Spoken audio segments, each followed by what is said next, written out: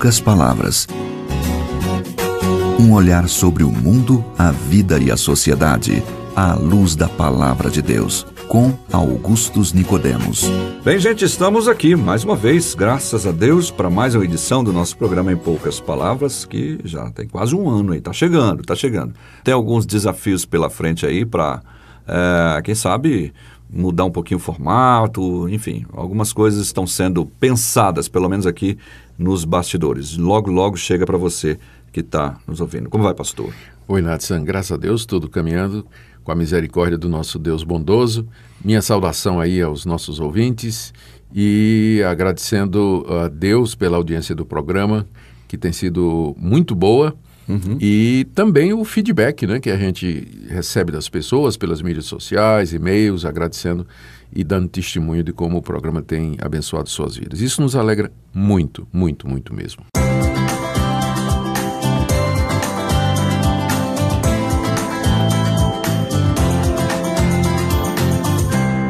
Vamos então começar o nosso programa atendendo uma pergunta hoje do Guto Cardoso. Aguarde aí, Guto, é com você que a gente vai falar hoje.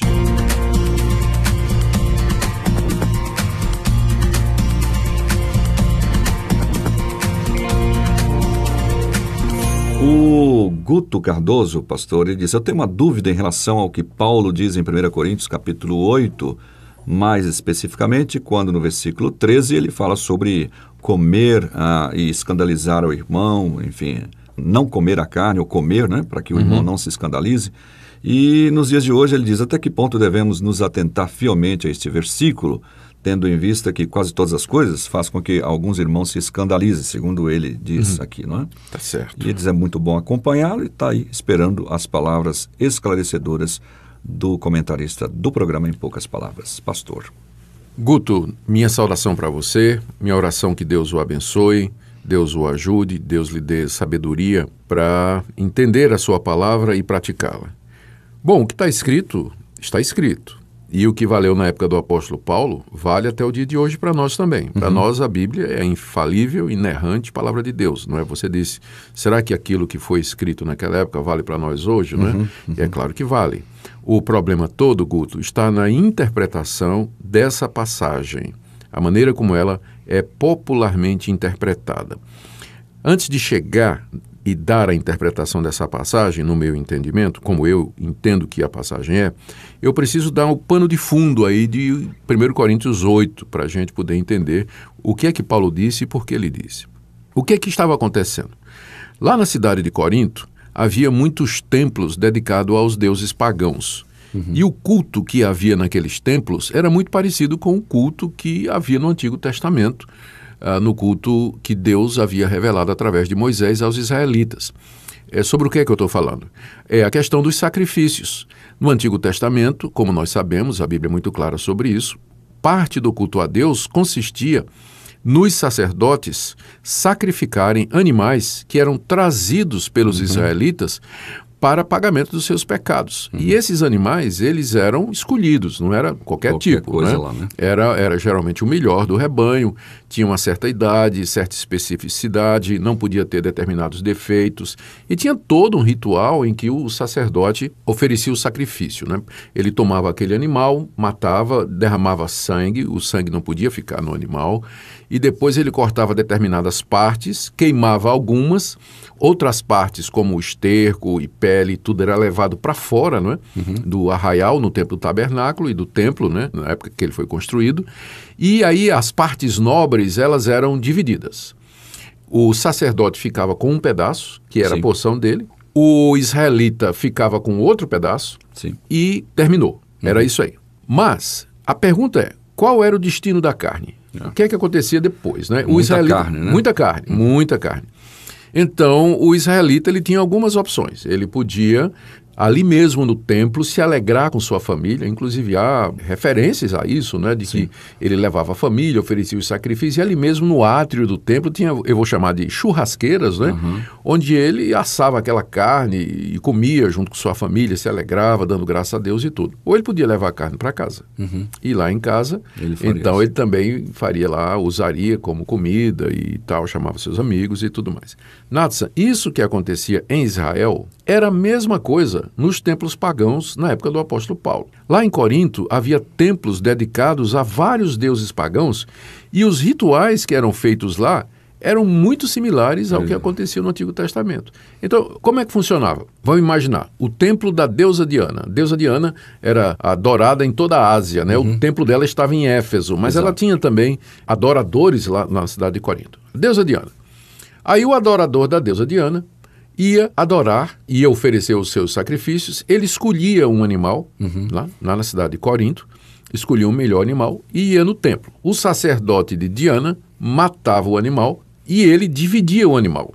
Ficava com uma parte e outra parte dava para o adorador da deusa Diana, né? O pagamento ali do trabalho dele. Né? O que é que acontecia com aquela carne? Para onde é que ela ia? Tem que lembrar que naquele tempo não tinha como manter a carne muito tempo, né? Congelar, né? Então esse negócio de carne fraca e carne podre, né, é muito antigo, né? A carne é fraca e o presunto tem é de uma outra marca aí. É de outra marca. Bom, então, o sacerdote, ele ganhava quilos e quilos de carne, porque era um açougue, né? O templo era um verdadeiro açougue. E aí o que é que ele fazia? Ele tirava uma parte para a sua subsistência e outra parte ia parar no mercado público. O sacerdote vendia aquela carne, repassava a carne para os açougues da cidade de Corinto. Carne boa e barata. O adorador, né, pegava a parte dele, ele podia comer lá no templo com seus amigos ou levava para casa e fazia uma churrascada com seus amigos. Eita. Agora imagina, você era um morador de Corinto e a vida toda você só comeu carne sacrificada a ídolo. Quando é que o coríntio ele comia carne? Ele ia no mercado comprar, provavelmente era carne que tinha vindo do templo. Uma vez que tinha muita, né? Muito, né? Ou ele ia lá no templo oferecer os seus sacrifícios e comia lá a carne com a família, ou ele comia em casa aquela carne que ele trazia do templo. Depois, a carne que ele trazia do templo, né? Depois de ter sido oferecido. Bom, aí esse cara se converte e ele descobre que os ídolos são uma abominação. Ele descobre que aquilo é idolatria e que os demônios estão por detrás daquilo ali. É o que Paulo diz aqui na primeira carta aos Coríntios, né, que são os demônios que estão por detrás. E aí, então, ele está com um problema de consciência. Posso comer carne ou não? Se eu comer carne, estou cometendo idolatria? Se eu comer carne em Corinto, né? Estou cometendo idolatria? Estou pecando contra Deus? E aí, eles resolveram escrever a Paulo a respeito dessa questão. Paulo, será que nós podemos comer carne? E eles apresentaram 3 possibilidades ao apóstolo Paulo. Primeiro, posso comer carne no templo? Eu sou crente agora eu entendo. Mas um amigo meu me chama e me convida para comer churrasco lá no templo da deusa Diana, porque ele vai oferecer o seu sacrifício. A gente faz isso, né, Nath? A gente chama os amigos para vir na igreja e comer uma feijoada, comer uma galinhada. Esse horário é bom falar disso. Então, isso é o que estava acontecendo. Outra pergunta. Posso comprar carne no mercado sabendo que quase que com certeza essa carne veio do templo pagão, não é? E, portanto, eu estaria comendo carne sacrificada aos ídolos? Terceira pergunta. Se um amigo meu me convida para comer uma carne lá na casa dele, ele vai assar uma carne na casa dele. E esse amigo, ele é devoto da deusa Diana. Quase que com certeza aquele animal foi sacrificado lá no templo. Eu posso, né? A preocupação dos coríntios era não comer carne sacrificada aos ídolos com medo de cometer idolatria. Bom, a resposta de Paulo está nos capítulos 8, 9 e 10 da primeira carta que ele escreveu aos Coríntios. E a resposta de Paulo, para ser breve, né, que o nosso tempo está acabando, tem que ser tudo em poucas palavras, né? A resposta de Paulo foi mais ou menos essa. Para a primeira pergunta. Para a primeira pergunta, que é comer carne no templo. Resposta de Paulo, não.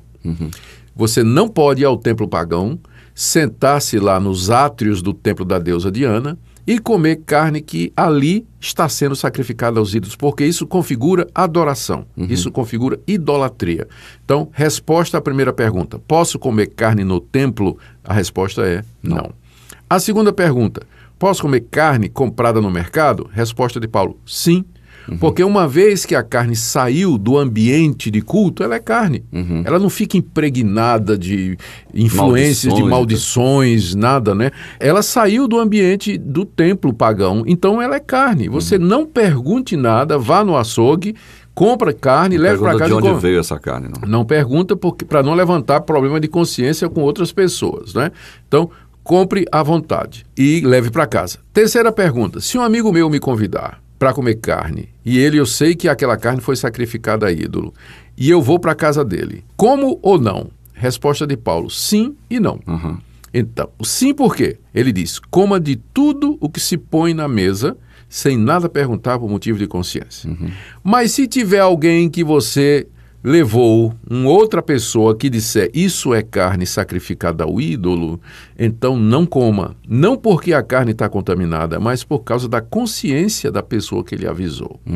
Em resumo, o que Paulo está dizendo é o seguinte: comer carne é livre. Você deve se abster de comer carne em duas situações. Primeiro, quando você faz isso no ambiente de adoração, no ambiente de culto. Então você deve evitar fazer isso porque você está competindo com Deus. Ele fala isso no capítulo 10, né? Você não pode comer da mesa dos demônios e da ceia do Senhor. A segunda ocasião em que você deveria evitar comer carne é quando fazer isso vai escandalizar o seu irmão. Tá certo? E no ambiente da igreja de Corinto havia muitos irmãos que optaram por ser vegetarianos exatamente com medo de comer carne sacrificada. Eu não poderia dizer assim: eu não como, não estou nem aí, não me importa o que pensa o irmão. Exatamente, não pode dizer isso. Agora, a pegadinha aqui é o que significa a palavra escandalizar.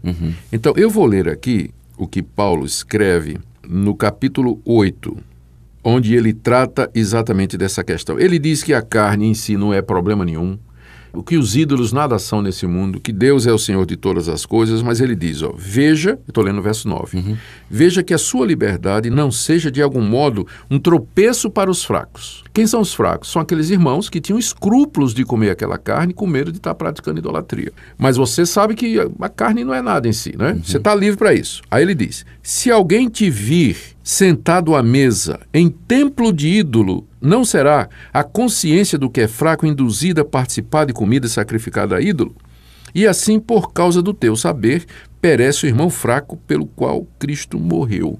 Então, o que é o escândalo? Não é você contrariar o seu irmão, mas é você, pelo seu exemplo, abrir porta para que aquele irmão fraco raciocine da seguinte maneira: olha aqui, o pastor Augusto está comendo carne no templo. Ele está comendo carne lá no templo.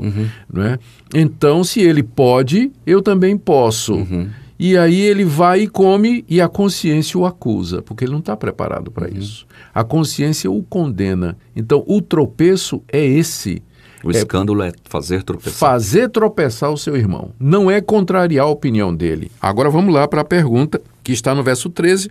Sobre essa passagem: se a comida serve de escândalo para meu irmão, nunca mais comerei carne para que não venha escandalizado.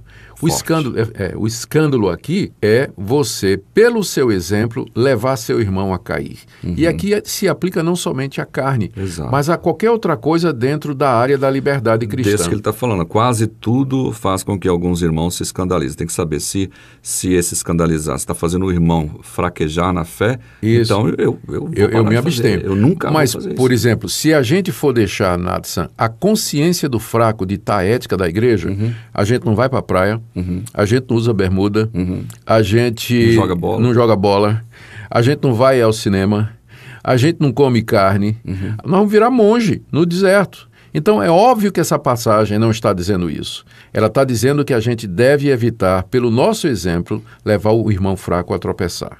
Então, nessas circunstâncias, eu devo abrir mão da minha liberdade por amor a esse irmão. Ótimo, muito bom. Nós ficamos muito agradecidos com a sua pergunta, Guto, e certamente que ela serviu aí de parâmetro para muitos outros irmãos pensarem 2, 3, 10 vezes se for necessário, né? Isso. Para manter um bom testemunho e atrair pessoas para Cristo e não afastá-lo dele, não é isso? Isso aí, verdade. Muito obrigado pela sua audiência. Até mais, pastor. Até mais, Natsan. Obrigado, querido ouvinte. Guto, um abraço para você. Fica na paz. Em poucas palavras, um olhar sobre o mundo, a vida e a sociedade. à luz da Palavra de Deus. Apresentação Nadson Matias. Comentário Augustus Nicodemos. Um programa da Primeira Igreja Presbiteriana de Goiânia, Rua 68, esquina com 71 Centro. Visite o nosso site www.pipg.org.